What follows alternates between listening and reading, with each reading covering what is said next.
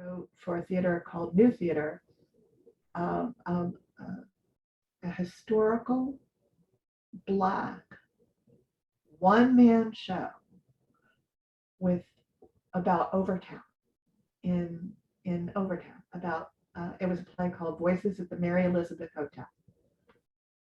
And suddenly my mother became so invested in what this script was turning into, because I was being sent around by a woman named Dorothy Fields, who Dorothy runs the Black Archives.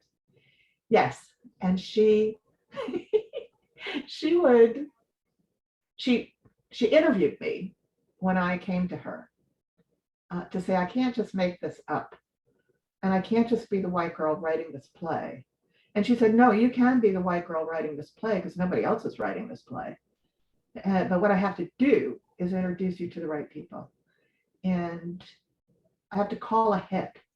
So this was the 80s, and I was out of my house.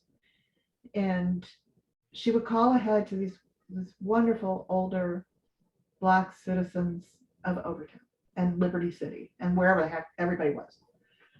And she'd say, no, this white girl's coming in her little red prelude, and you want to talk to her and you want to show her stuff. And she's going to ask you all these questions, and this is why. And then in a nutshell, she would just say she's writing a play about Overtown and entertainment. And I would hear, oh, really? Oh, well, I can do that. Send her on her way. So I did. I wound up writing the show. And because the producer really wanted it to be a one-man show, I actually had to write it for 4 characters. And the actor really had to do, it was wonderful, John Pryor. And it was produced in Coral Gables and at this wonderful theater that no longer exists.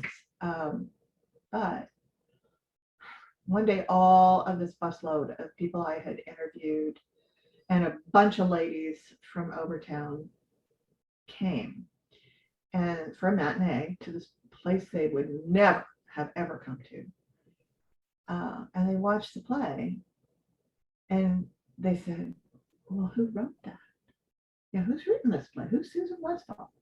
And the people I interviewed said, oh, it's that girl over there. That girl, that white girl. Yeah, she wrote this play. She